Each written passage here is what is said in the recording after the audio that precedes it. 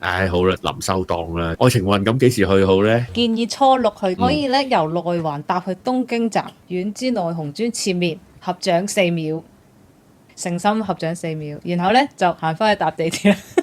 走啦！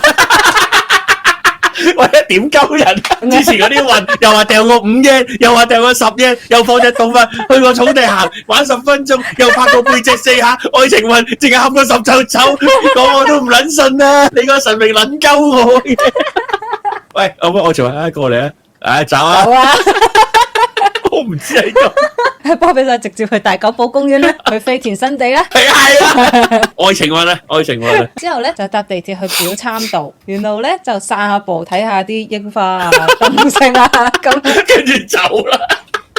睇完就發覺，其實一個人都可以盡興啊！係啊，呢個世界咁大，一個人仲自由啦。係啦，咁如果寂寞點樣去飛田新地啦？之後就去表參道嘅老樹下面摸下啲樹枝，聽下啲風聲。然後都係走啦，呢世冇女啊，走啦，你聽下風嘅聲音。醒下啦。